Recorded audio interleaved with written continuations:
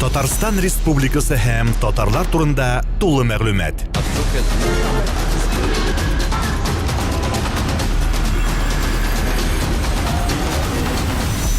Татар информ мәгълүмат агентлыгы. Әхәт абый, менә сезнең гаиләдә 3 язучы.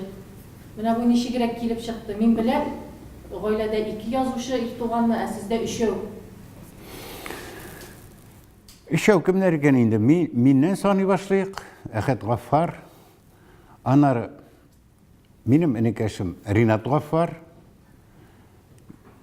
Минем кызым Сөмбел Гафарова. Үшебез шулай инде, 4-нчебез.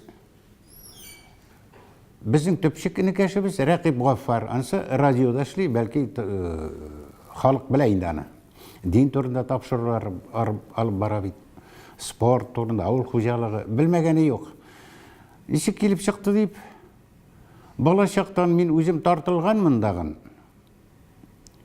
12-13 яшьтә шигырьләрем минем район газетында, үзебезнең Балык Бистәсе районындагы Октябрь юлы дигән газетада чыга башлаган иде. Нинди шигырьләр инде ул? Әйтик, яңа ел, җәй килде, сыерчыклар килде дип. 8 март дип әйтеп инде, җәй килде дип, шундый шигырьләр булгандыр инде алар. Аннан соң журналистикага кергәч, минем арттан иярделәр Ринат Гафар, Рәкыйп Гафаров. Шулай итеп кирип киттек инде. Ул күрәсең, язучылык каян килә? Аны әйтәләр инде, Аллаһ Тәгаләдән килә ул дип әйтеп. Анда хаклык бик зур.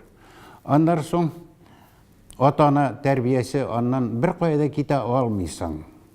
Укытучыларың, беренче укытучың башлангыч мәктәптә, 8 еллык мәктәптә, урта мәктәптә.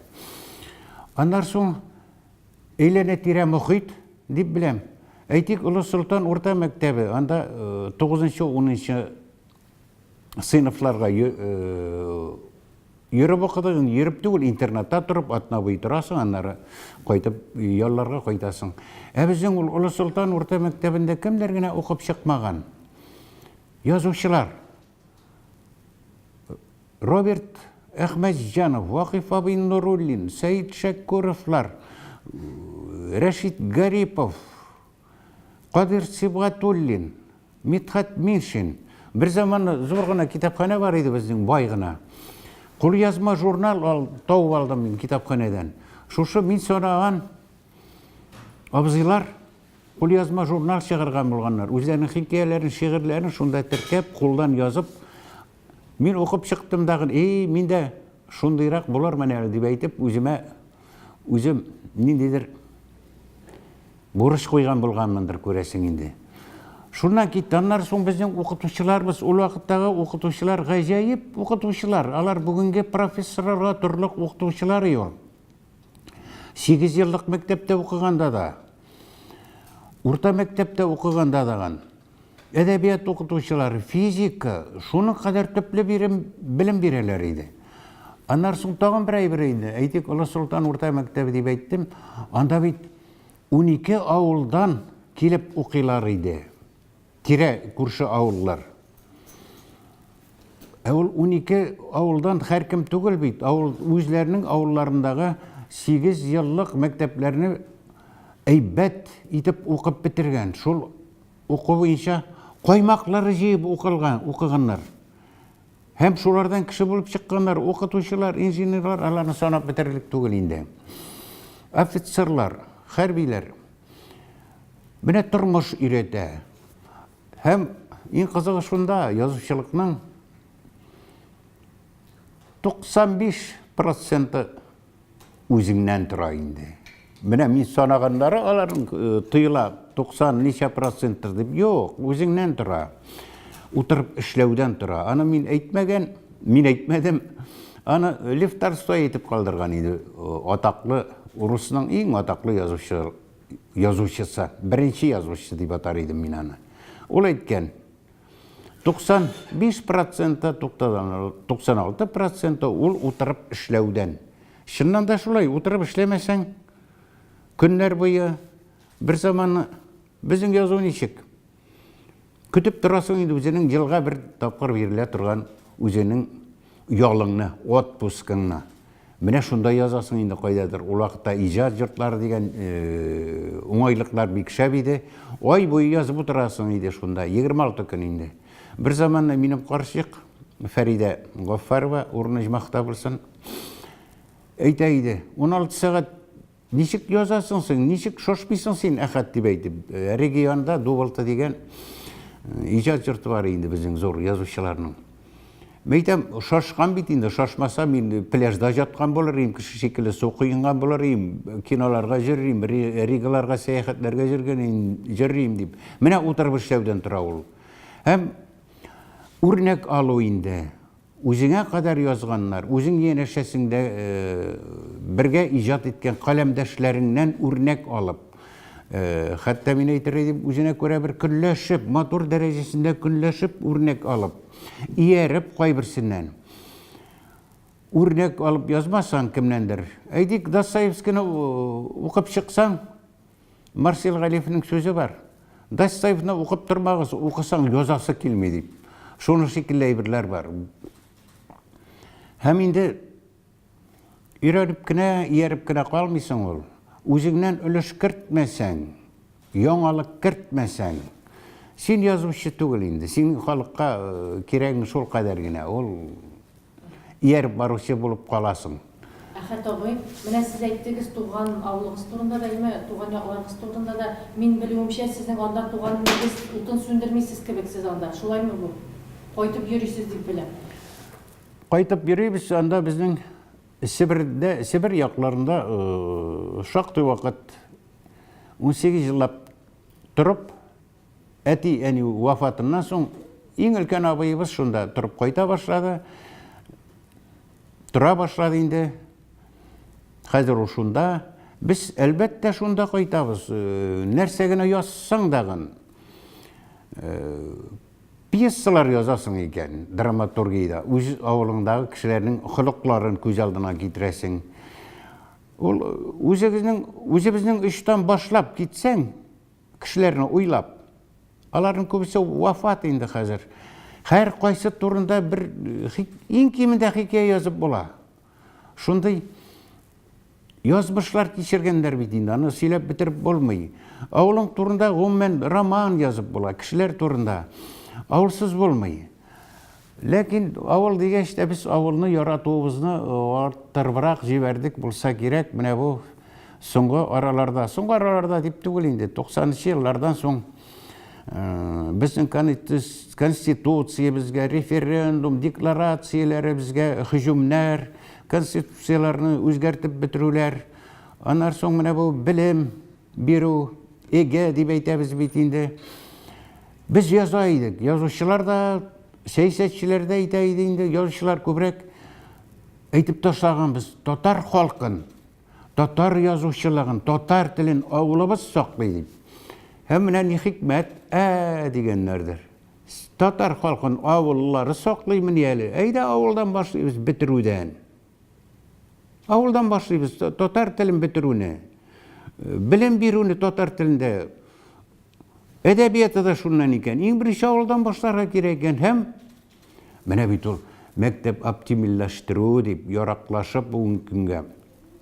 Балалар азлыгын сәбәп итеп мәктәпләрне бетерү, ябып кую. Урта мәктәпләр бетте. Безнең авылда, үзебезнең авылда да ничәдер бала башлангыч мәктәп кенә.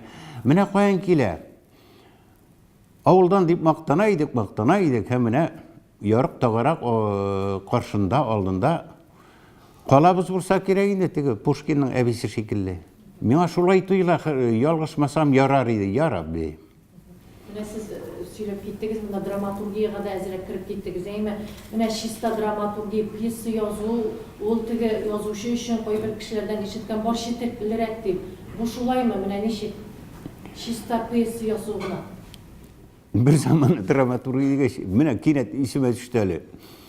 Кавый Латыйп дигән безнең язучыбыз бар иде, шагыйрь, прозаик та, ветеран инде шундый. Менә мин дә пьеса языр идем дигән ул. Туфан абыйлар белән сөйләшеп утырганда. Декорациясын куя алмыйм бит менә дип. Туфан абый җавап биргән иде, анысынан художник куясы пьесасын яз дип. Piyesa yazу гадәттән тыш авыр дип әйтер идем. Ләкин эченә кирип китсәң пьеса язуның, ул ертеп алып китә инде. Ул йогышлы шир шикеллерәк бер әйбер ул. Менә мин үз гомеремдә 11 пьеса куйдырып калдырдым. Әйтик, Язлар моңы дигән пьеса 78-нче елда куелган иде. Аны 5 дәүләт театры куйды үзебезнең Татарстанда, Башкортстанда. Мизеледән башлап, Чаллы, Оренбург, Стәрлетамак, Туймазы. Аннар дистәләп халык театры. Әблай пьесага кирип китү, иртәгә улың булам дигән беренче драма минем. Аны мәрхүм Рауль Тумашев Күчмә театр дип аталайды ул вакытта, республика Күчмә театры, Татар дәүләт драма театры инде. 7 тапкыр эшләтте миңа. Шуны. Ахырдан Муса Җәлил ул вакытта Спасский теге манарасында иде театр, эчендә урнашкан иде. Муса Җәлил һәйкәл төбендәге скамьяда сөйләшеп утырадыр, куябыз пьесаңны, драмаңны булды дип. Мәйтәм, кайсын куясың, кайсы вариантын, Рауль абый? Беренчесен әлбәттә ди. Мәйтәм, алай булаш, нигә 7 тапкыр эшләттегез соңын дип кызыксынып сөйләдем. Режиссерны тыңдарсың микән, тыңлый алырсың микән, мин әйткәннәрне үти алырсың микән, театрдагы артистларның фикерләрен искә алырсың микән дип сынап карау булды ул дип әйтеп. Менә шуннан кирип киткән иде инде пьесалар. Һәм bir piyesa Mulla Nur Vahidov turunda. Мәскәүдә 2-3 урында чыкты ул. Шуны ул вакытта Эстония СССР Мәскәүдә чыккан русча вариант танылып, эстон телендә радио спектакль эшләгәннәр иде. Аннар үзебездә Мизеле театрында куйганнар иде. Казан утлары журналында чыкты. Аннан соң китапта, пьесалар китабында. Менә шундый пьесалар була, яратып язган, киләчәккә өмет итеп язган. Аннары кемгә ничектер? Мин үзем туктаттым аннан бик тиз. Жыл сайын, кайбер җил 2 пьеса бара иде театрларда. Чөнки зуррак әйбер бар, халыкка әйтәсе килгәнеңне тулырак итеп, гомумиләштереп, җыеп әйтә ала торган бер жанр бар, ул да булса роман. Әгәр дә син шәшмә әсәрләр язасың икән, шәшмә әсәрләр хикәядер, повестьтер инде, әсәрләр. Роман юк икән, ул тулыканлык язучы дип әйтмәс идем, һәр хәлдә хикәяләр буенча да бик зур олыш язучыларыбыз бар безнең. Инде роман буенча, анда үзеңнең бөтен дөньяга булган карашыңны, дөньяны кабул кылуыңны, үзеңнең халкыңа тапшырасы килгәнеңне язып, тутырып язып була. Авыз тутырып әйтә инде татарча әйткәндә. Һәм шул вакытта хикәяләрдә мисам бар кайчан. Хикәяләр алар үзеннән үзе килеп чыга. Авылга кайтып кемдер белән сөйләшсәң, ул хикәя инде ул. Юлда барганда кемнәрне тыңлап барсаң, күзәтеп барсаң, алар хикәя. Аның өчен инде кирәк бик үткән булырга, сизгер булырга, тотып алырга, халыкка кирәклеген, әдәбиятка кирәклеген тотып алырга кирәк. Менә бүгенге көндә театрлар белән иҗади элемтәдә торасызмы, ничек? Турында әйтегез. Алай дип әйтә алмыйм, тыгыз элемтә юк, ләкин алар үзләре вакытында килеп әйтәләр, үзләренең репертуарында ниндидер үзләренә яраклы пьесаң булса, алар калдырмый, куялар, һичшиксез куялар. Кызык булган иде, мәсәлән, бер картлыкта, бер яшьлектә дигән пьеса Ленар Садриев Мизеле Татар дәүләт драма театрында куйган иде аны. Сарапаны композитор итеп алганнар иде. Сарапа бит ул, халык артисткасы. Танылган композитор, халыкның сөекле эшлеклесе, сандугачы. 13 ел язган иде ул. Аны бер генә сезон куймадылар, халык жүргәч 2 сезон куйдылар. Икенче сезонда элек куйган авылга баралар икән, шәһәргә куядыр. Халык күбрәк килә икән тигендә. Чөнки кызык театр дип халык инде күршеләрен алып киләләр икән. Hem ғажап театрның неше жылығы соң? 80 yıllığı mı? 70 mi? Yoğatadan koydular şunu. Hem dağın bir сезонын adılar. Халық bilen шығырым Тулузалар edip. Sarapa küyleri de tartkandır köresin anda. Oyun kılkıyında şunday eyvirler. Mine uzun nevzi kilip çığa oldu. Köngülde var. Nersedir yazası kilo var tiyatr için. Tikmegine Tufan abi Minlullin andan ayrıla almış yazgan indi. Gerçi andan mine degen romanşı çıqqan bolsa da, çıgası bolsa da. Oyaz abi, romanşı, prozaik. Anı dünya külemindeki yazmışı dip aytırıydı min. Oyaz abi Gilajev'na şuraya aytıp yazgan. Lakin piyesi yazıdan bir kaçan tuktamagan. Drama yazıdan. Ol kitabın senin çığa mene hazır 2000, elek 15.000 çıgaydı. Meskevler çıgaraydı. 50.000, 30.000. Piyesi bitalar bir çıkıp gite oynaylar xalq. Bir yola bir ruh bilen 350 kişi oturamanda, 1000 kişi oturamı tamaşaşı. Bir ruh bilen yaşaylar. Senin oylarını, fikirlerini, kompozitorlarının, rejissörünün, artistlerin eytesi kilgenlerin bir yolu eytip birüleri bilen ol qabatlanmaz janr piyesalar yazı. Özüne göre bir zor şığıl ol. Anda kıyılık gerek. Hazırki zamanının bütün problemaların vaxtında sizip, ne vaxtında birebilirge gerekinde piyasada. Bir zamanı Beethoven'e sırağınlar. Siz nişik bile rayelde oturasız da, şunday zor muzika yaza alasız deyip. Vaxtında oturasız da, vaxtında bilgili bir klaslı işığa basarrağına gerek degen ol. Şun şekilde piyasa yazıda vaxtında nindedir zor bir problemini sizip alıp, vaxtında birebilirge gerek. No, proza bolgaç, piyasaga biguk ülgürüp bolmay. Mine benim fikrim şoluydu. Ulu yolun tuzanı, jırın siz bit yaratkanınızını bilemeyim. Kızık ol. Ulu yolun tuzanı. Mine hazır jırlılar. Politik güzelliğin nide köresiz siz onu? Ulu yolun tuzanı degen jırını men oylayım Tatar halkının nindidir ilan etilmegen gimni deyip. Bilem men anı. Koysağına tabınlarda anı jırlamadılar. Tabında jırlamasa yalğız kalganda. Ol bit kişinin komerin şunu hatletip salgan ki 2 güne kuplitanda 8 yıl ol. Bir zamanı elbette oturanda yol günü işe vardım da indi. Bir özüm jey günü yazıcılar yok. Yaşçılar alda idi ele degen povestini yazıp jataydım. Yol günü bulaş gelip şunu tağın kiriştim da indi. Şunda bir urun kelip çıktı. Onuk bilen babayının söyleşüleri. Hemmine şunda elik de oylap jireydireyim mine. Ulu yolunun tuzağına 3. kuplet jitmi bit. Ul tügellenmegen kebek. Şoňa göre Tahir abi Tahir Yakupovlar ana 1. kupletna 3. kupleti qabatlap jirlilar idi. Şundan soň men anı yazdım. 3. kupletin. Ulu yoldan atlar kile bizge qala tuzağına. Alda bardır. Alda ömür bardır barın sağındıra uzganı deyip. Anlar men yoңgırap tursun deyip, ulu yoldan atlar uza deyip. Özüm men anı meclislerde jırlap jüreydim. Sahnelerden jırlaganym bar idi. Elbette işlegen şakta jetekçi bolup yazıwçylaryň. Qazanda indi. Ekren andan soň kitapny okugaçta birem anı bizim jırçylarymyz da jırly başlady. Ol indi mine halak jırı bolup gitdi. Mundan da men el şiirlerde yazam bit. Menim poemalarda 4-5 poema var. Bir köp şiirlerim var.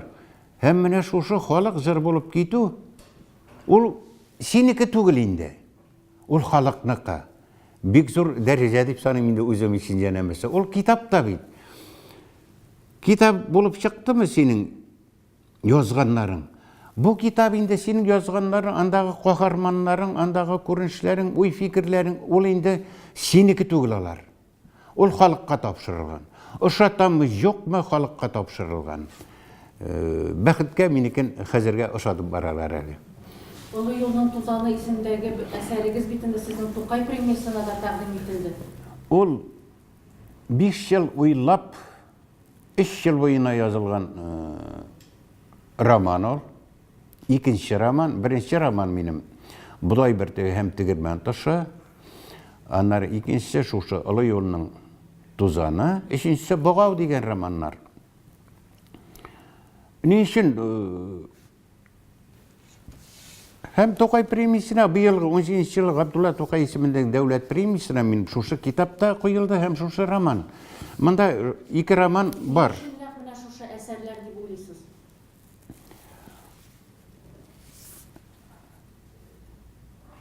Сұрау әзірек күтмәгенде болды. Анар соң бұл китапта менің бар дәвам етемелі. Дәрия башы деген повесть. Ол да болса, яғни мәселен, Ғабдулла Тоқайның узған ғасыр, узған түгіл. 19 ғасыр ақырында Уральскийға, жайыққа илтіп қойылары турындағы бір повесть ол. Аны оқыған кішілер, шондай қызған іш етіп жазғансың деп айттылар енді. Ол повесть келіп шықты, менің Ғабдулла Тоқай турында соңғы сағат деген поэтик драмам да бар. Шонға әйтерсіңлі кіріш сөз жазған шекілі болып шықты ол. Міне бұл Дәрия башы деген повесть. Ғұммен Тоқай турында, татар yazışı Тоқай турында yazмай болдыра алмай. Кімдігіне еске түсіріп атап кетсек деген, әр қайсы Тоқай турында өзінің бұрышы етіп санаған шекілі. Татар yazışı өзінің бұрышы деп санай балалар үшін нендедір әйбір yazу. Хикаямы, шиғырманда, пьесамы, екінші міне Тоқай турында әйтмей қалғаны жоқ татар yazışı. Мәқалесінде болсын, әсерлерінде болсын. Міне менің де шулай енді. Шушы повесть Тоқай турында соңғы сағат деген пьеса, драма, поэтик драма деп атала. Андар бик көп мәқалелер шыққан. Һәм менә бұл китапта енді көрсеткен бұл китапта тағын 4 яңа хикая. Менің әйтәсім келе, yazғандарым менің ойлағанда, түптен ойлағанда бұлай екен. Тоқайдан башлап, 18 ғасыр азағынан башлап, 20 ғасырның шушы күндеріне қадар 100 жылдан артық ішіне ала екен вақытны менің әсерлерімдегі қоқарманларының язмышлары, хәл-әқұллар, анда шеленген, әйтік, бұдай бірте һәм тігірмен ташы, бейік ватан, бірінші бүтін дүния соғышынан алып, бүгінгі күнге қадар вақиғаларына ішіне алған шындай еске түсірулер рәушінде енді ол. Шынсыз болмайдағын, yazушы ол нендедір бір шырның, бір ұлы ол. Әйтек біздің енді түп уақыт біздің үшін болды 70-ші, 80-ші, 90-ші әміне бүгінгі күннер. Бізге қадаргілер болған. Әм енді 21-ші ғасырны біз енді толы қонлайтып бере алуымызға мен шекленем, чүнки қазір бүтен заман, бүтен yazушылар, тұрмыш күн көрішіне күнге көріліп өзгеребейді. Қазанның қайсы яғына қазір бүгін шығып кеткен, танымыша қаларға бек ихтимал. Іліккеге орындар ғана енді сондай жүрекке таныш орындар сақланып қалған әлі көп, Аллаға шүкір. Яңа yazушылар келе. Yazушылар белгілі бір шырның ұлы. Белгілі бір шырда яшеген халықның ой-фикірлерін, өзінің ой-фикірлеріне білен бәйлеп, қайдар ел язма рәушінде беріп қалдырушы ол. Анда не арттыру жоқ, не кеміту жоқ, не кемсіну жоқ. Міне 21-ші ғасырны яза алмам енді деген шекілді етіп. Түгел, язалар, бүтінісі язалар. Әм әйтірге керек, яқшы етіп язалар деген менің зор үмітім бар. Біздің татар әдебиеті зор әдебиет ол. Әлі 3-ші күн соң оқыдым. Мәдәни жұмбада Тоқай һәм Бақи Урманшы турында бір мәқалә, Бақи Урманшы турында сөйлеулерінде шунда язылған. Ғабдулла Тоқай татар шиғриятына негіз салушы деп. Мен исім ақылым кеткен шекілді ойлап қойдым. Нешегінде Ғабдулла Тоқай татар шиғриятына негіз салушы болсын. Татар тіліне негіз салушы деп те етілген әлі. Түгел Сейфи сарайларны, Құлғалилеріне алдан, Сейфи сарайлар, Мұхаммедиярларны мен бүтінсін санап бітірмеймін енді. Қоя қоймақ керек. Негіз салушы түгел, дәуам етуші. Ол Ғабдулла Тоқай міне үш жыры үшін yazып қалдырған, һәм келешек үшін үш жыры аша. Ол қазіргі заман, міне бүгін біз сөйлеше тұрған татар тілінің әдебиетта шағылышына негіз салушы десең, міне хақлы болар еді. Мен солай білеймін, мәселен.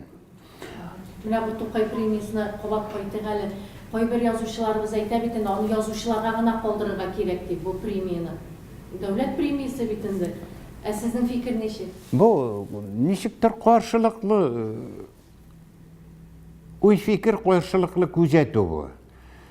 Әгерін кейінді маңыншы, әйтек жыршыларға да берілген екен, композиторларға да, рәссамларға да берілген екен, язушыларға өзіннен өзен.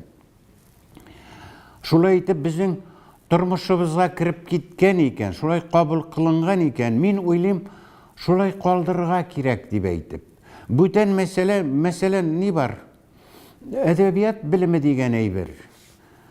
Ансаның ғилімлікке қарайынды, ғалимнер іші, мұны анысы Тоқай премиясы білен бигік ялғашып бітмегенде шекілі. Анар соң архитекторлар бар, ол да шулай ялғаны бұқ бітмеген шекілі. Шәһәр түзіліш. Бүтін мәселе әйдік Құлғали мәшеті шекілі, мәшет түзілішлері алары бүтін. Аны Тоқай премиясына, Тоқай бүлегіне міне деген тәқдим етіп бұла, аның иелерін, архитекторларын, түзушілерін, зор бір коллективна. Шулай етіп тұрмышыбызға кірген екен, шулай етіп қабыл қылынған екен, неге аны қазір өзгертіп тұрға? Әйтек әдебиет шоғирлерге, язушыларға, драматургларға деп айтып. Берілсен жыршыларға дағын деп айтам мен, рәссамларға деп. Ол әйтелер, рәссамлар үшін Бақияға Урманшы премиясы бар деп, жыршыларының өздерінің кім болдыр, Илхам абинықы бар деп айтел, Илхам Шакировнықы деп айтып. Алайғына болмайдыр, бұл дәулет көлеміндегі премия. Әлі қатта шондай сөз айтып қойған еді бір ханымыз біздің. Тоқай премиясын шондай әсерлерге, шондай язушыларына берге керек ки, башта ол язушы әлі башта түрки халықлар әдебиятында, түрки халықлар дүниясында танылу алсын деп айтып.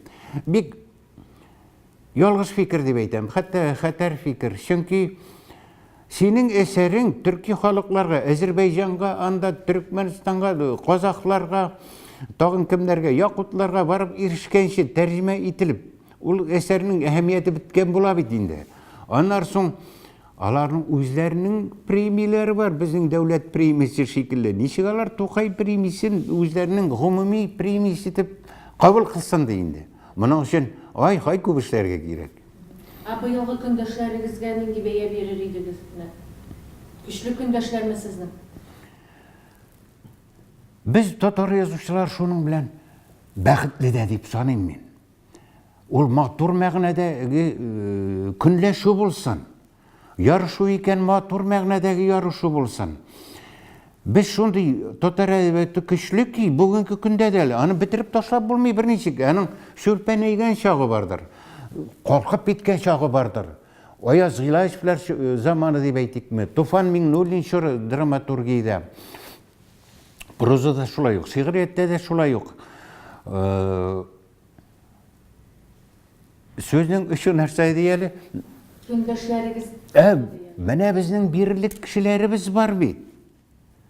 Жинап, әгерін кей бұйыл 5 кіші тақдим етілген екен, әлінің сиратта тұрушылар көп. Болмаса бірсі деген. Бірсігін болсы шуларының, фәқат бірсі болса. Бек көңілсіз болар еді бұйларым. Демек біз ярлы болған болар еq. Берілсін, әкірін барауыл сират білен шулай еттіріп, ашықмасқа керек, емсізденмеске керек. Табый соңғы сұрау, міне... Соңғы деп айтмәгіз, шираттағы сұрау деп. Жаратмайым соңғы деген сөзіне.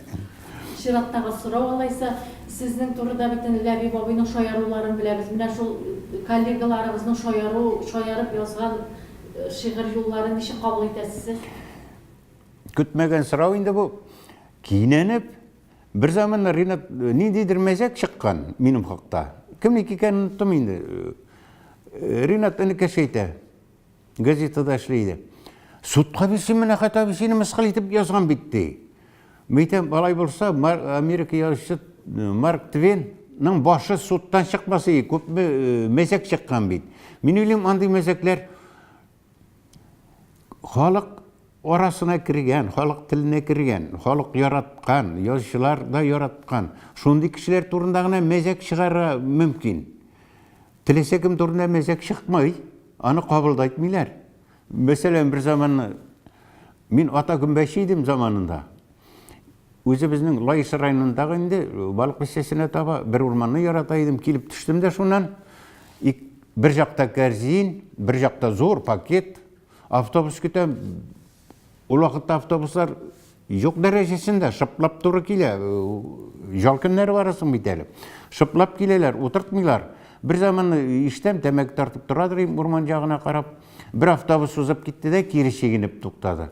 Карасам, Илхам Аби Шакировның бригадасы Систай ягыннан концерттан кайтып килә икән. Менә әйтәм, Илхам Аби, гөмбәч идем әле, сөйләшеп кайтабыз инде.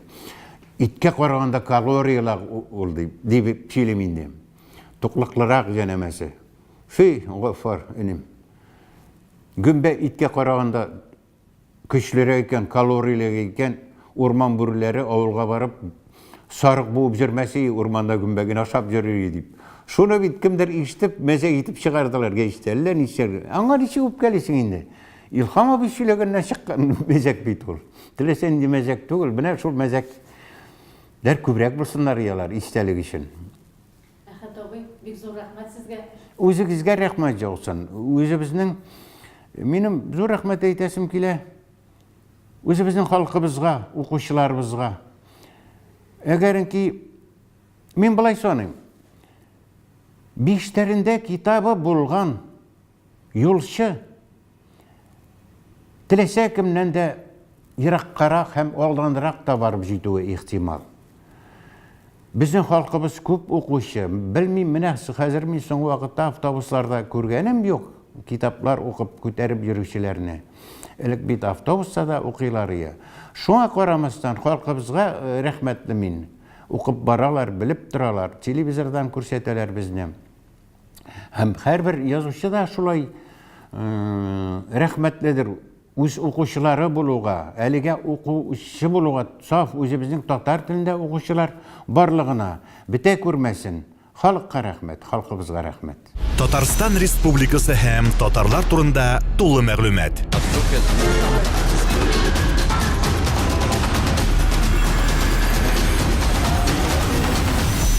Татар информ мәгълүмат агентлыгы.